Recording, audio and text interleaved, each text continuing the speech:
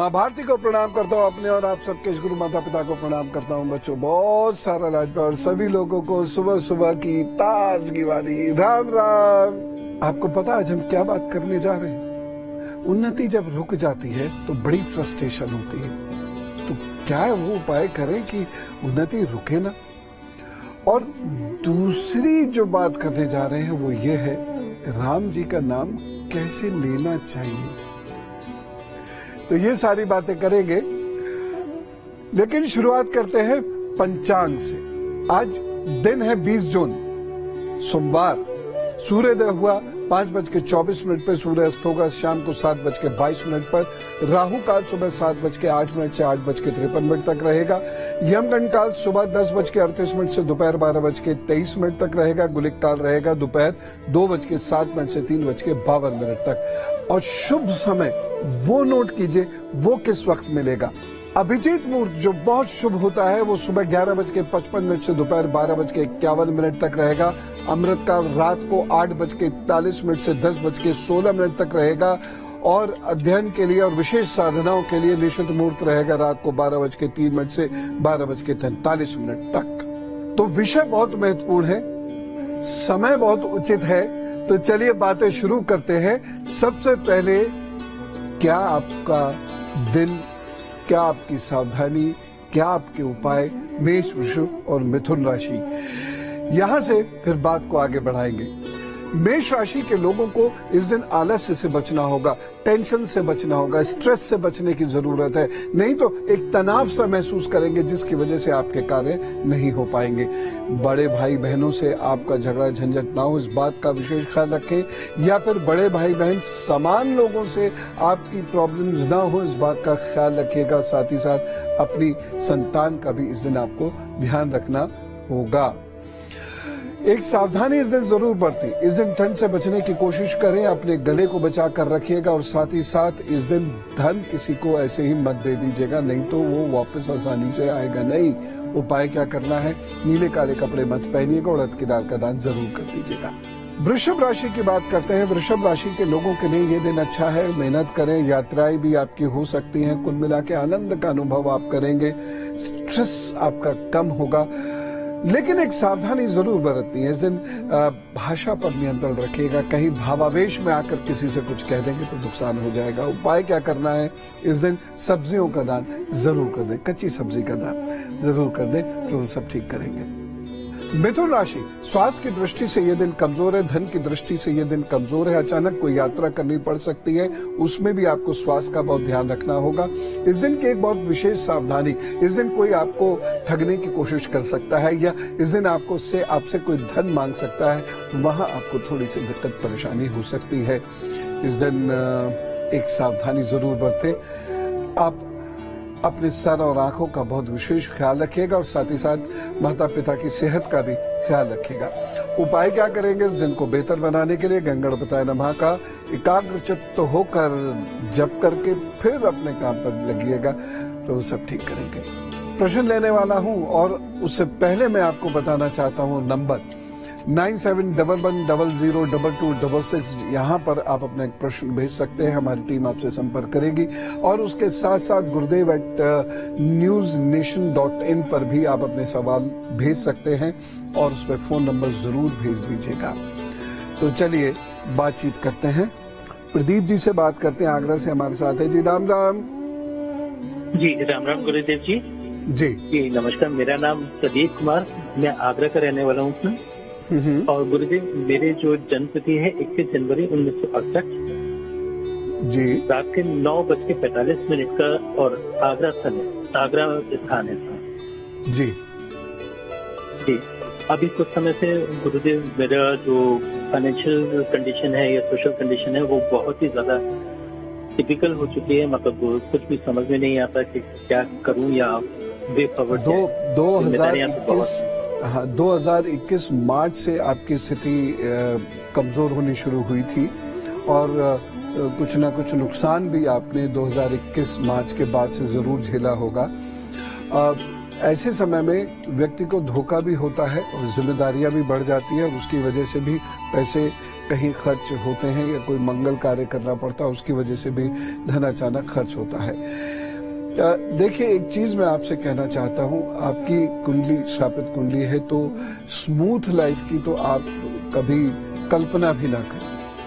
मैं बहुत फ्रैंकली सबको बता देता हूं, थोड़ी देर बुरा जरूर लगता है लेकिन बाद में हम मेंटली प्रिपेयर हो जाते हैं।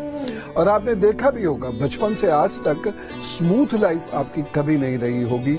और बाकी सब ठीक है तो कोई बीमार ऐसा पड़ गया, वहां धन खर्च करना पड़ गया, या रिश्ते नातों में कोई ऐसा काम आ गया, वहां धन खर्च करना पड़ गया, मकान बनवाया वो आधा छूट गया। तो इस प्रकार से कुछ ना कुछ परेशानी रहेगी। तो एक काम करना शुरू कर दीजिए, आज से आप रोजाना सुबह सूर्योदय के 48 मिनट के भीतर भीतर 108 बार नमः शिवाय का जप करेंगे।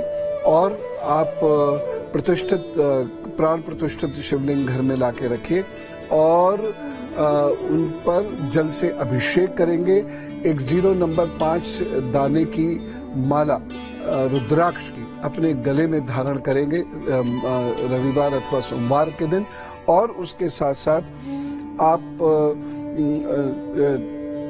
त्रयोदशी तिथि, जो भी 2 तिथियां 2 बार आएंगी, त्रयोदशी तिथि के अंदर आप दही, चावल, उड़द, इन 3 का दान जरूर करेंगे। ये जीवन पर्यंत करते रहिएगा, इससे रोग बचे रहेंगे और आपकी तरक्की के रास्ते खुले रहेंगे।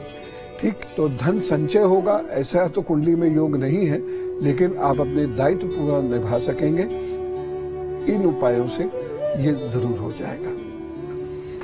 श्रापित कुंडली अगर है तो कोई ना कोई ऐसा दंश उन लोगों को झेलना पड़ता है कि जीवन पर्यंत वो उससे परेशान रहते हैं।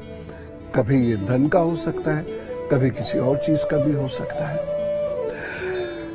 मैं किसी दिन इसके विषय में आपको बहुत डिटेल से बताऊंगा, लेकिन अभी मैं आपको आज उस बात के बारे में बताना चाहता हूं जो आपको बहुत ध्यान रखना है। आज आप लाल रंग पहनने से बचिएगा और मसूर की दाल का दान जरूर कर दीजिएगा। और ये सूर्य से पहले किसी भी वक्त कर दीजिएगा। सबके लिए है, सबके लिए है, बड़ा अच्छा रहेगा।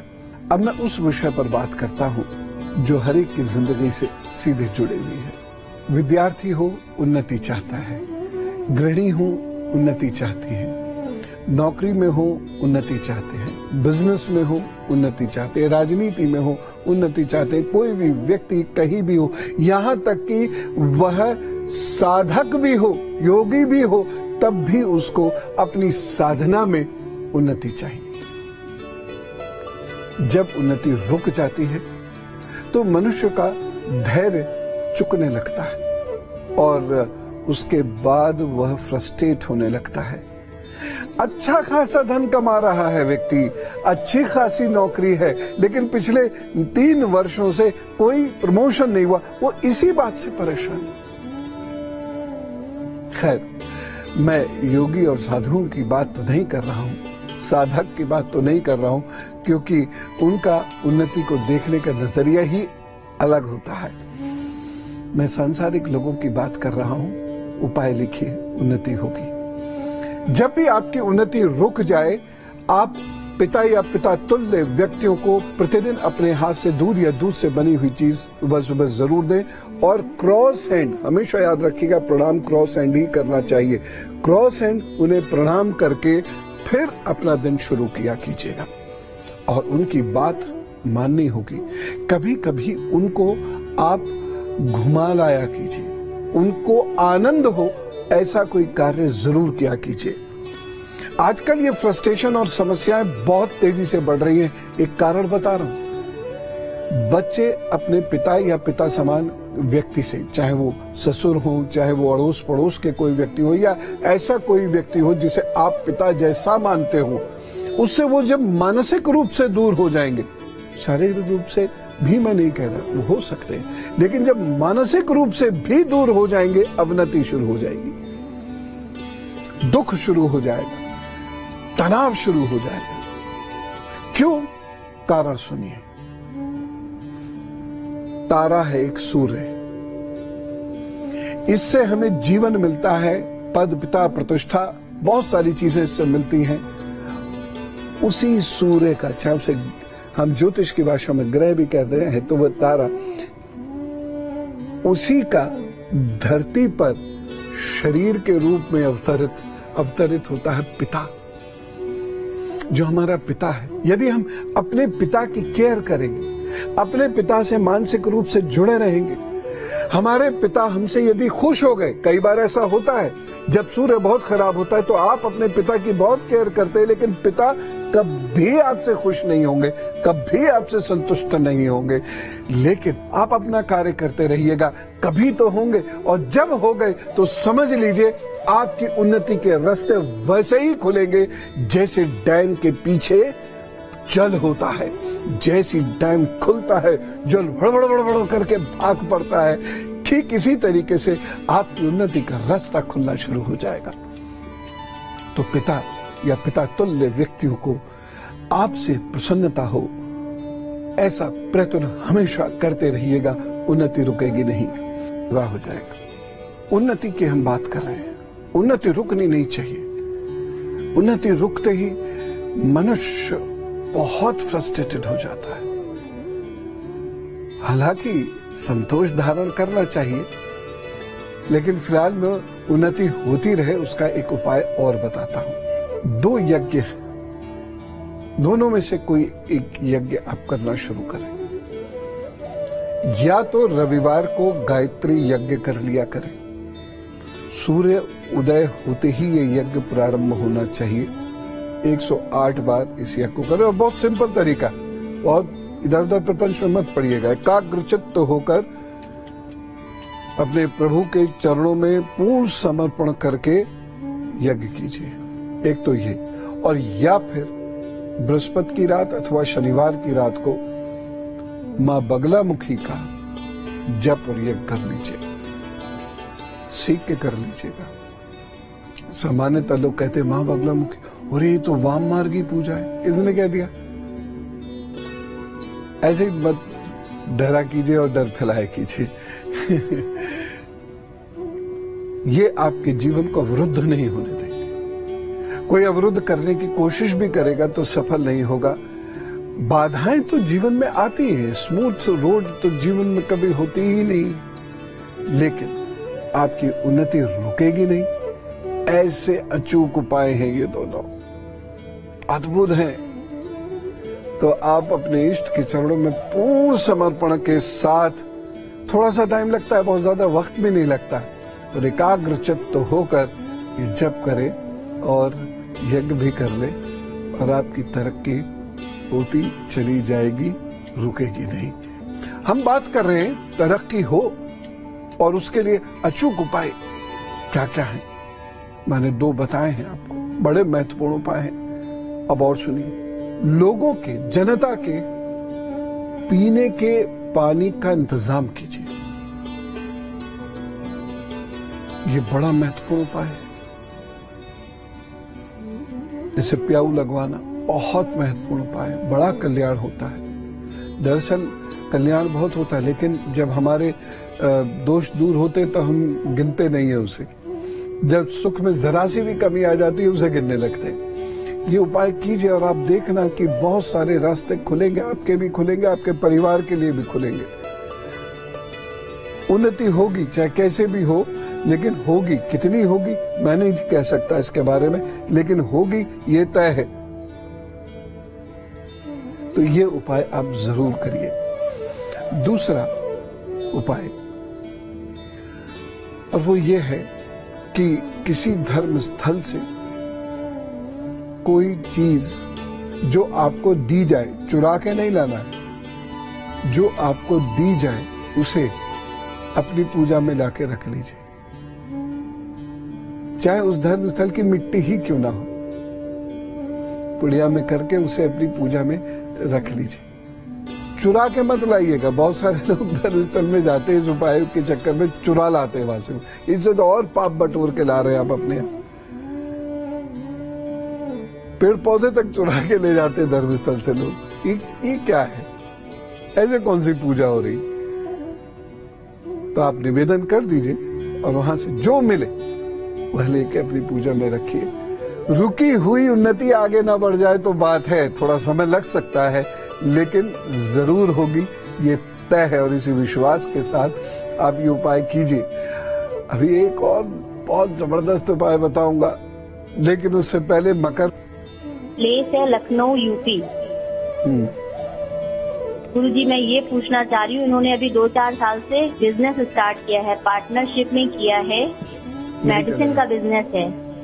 मुश्किल आ गई होंगी, बहुत मतलब कर्ज बहुत हो गया है। पहले भी मेडिसिन का ही काम करते थे, सब कुछ सही चल रहा था, बट अभी बिजनेस कुछ मुझे अच्छा दिख नहीं रहा है, कुछ चलता हुआ।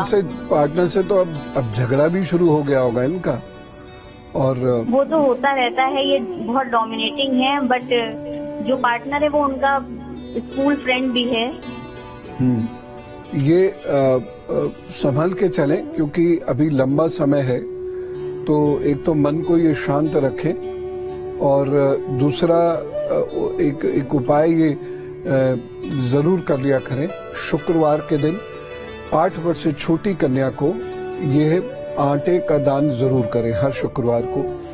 दूसरा उपाय ये जरूर इनको करना है, इन्हें ओम हंग हनुमताय नमः का रोजाना जप करना है, वो इनके इष्ट भी हैं। लेकिन नॉनवेज खाते हैं तो कर सकते हैं? नहीं, नॉनवेज छोड़ना पड़ेगा, नहीं तो कष्ट आएंगे, कष्ट झेलेंगे। दिसंबर 2026 तक का समय बहुत खराब है, आर्थिक भी और शारीरिक भी कष्ट होगा ही होगा। आप मेरी बात इनको एज इट इज बता दीजिएगा, आगे इनकी मर्जी, उसमें ना आप कुछ कर सकते ना मैं कुछ कर सकता। ये 2 उपाय आप करवा दीजिए, अगर कर लें तो बहुत अच्छी बात है, बहुत बड़ी परेशानियों से ये बच जाएंगे। ठीक है? देखिए, बेटी है, बेटे हैं, पत्नी है, कितना कुछ सोचती हैं, लेकिन हम लोग मानते नहीं उनकी बात। मांसाहार क्यों खाना? किसी को मारकर हम केवल अपनी जबान के लिए, अपने स्वाद के लिए कितना महान पाप करते हैं, और फिर जब उसकी सजा भोगते हैं तब फिर हमको लगता है कि हमारी जिंदगी बेकार हो रही है, भगवान जी कुछ नहीं करते हैं, फला फला। क्यों मारना किसी को? शाकाहारी रहिए, प्रभु पर विश्वास रखिए, उपाय कीजिए, भक्ति कीजिए, तभी आप गंभीर परेशानियों से निकल सकते हैं, नहीं तो गंभीर परेशानी आपको तोड़ देंगी। उपाय नहीं करेंगे, नहीं निकल सकेंगे। अब उनकी बात जिनका मैं अनुकूल है, जन्मदिन शुभेच्छा। बहुत सारे लोग ये पूछते हैं कि हम राम की पूजा कैसे करें। बहुत सरल है, भाव अपने मन में भरिए और कहते रहिए राम राम, पेट से आवाज निकालिए, गहरी आवाज, राम, आर्त स्वर में बोलिए, जैसे बस राम जी आ जाओ मेरे पास, ऐसे वाले हैं। इस तरीके से बहुत दिन हो गए आपको देखे हुए, अब कृपा करके आए। इस भाव के साथ आप इस मंत्र का जप करने शुरू कीजिए। बाकी कोई भी पाठ आप कर सकते हैं, कोई भी माला आप कर सकते हैं, बस ये रोजाना आप कर लीजिए, और इसे गिनिए मत, सिर्फ कीजिए। जितना भी समय हो, सुबह शाम रात, जब मौका मिले आप ये करना शुरू करिए। आप देखिएगा कि आपके अंदर एक भक्ति भाव उत्पन्न हो जाएगा, और जब भक्ति भाव उत्पन्न होता है तो राम किस दिन सम्मुख आ खड़े होते हैं पता नहीं। जरूर कीजिएगा इसको। और अब गुरु मंत्र, आज एक बहुत खास उपाय आपको बता रहा हूं, जल का उपाय।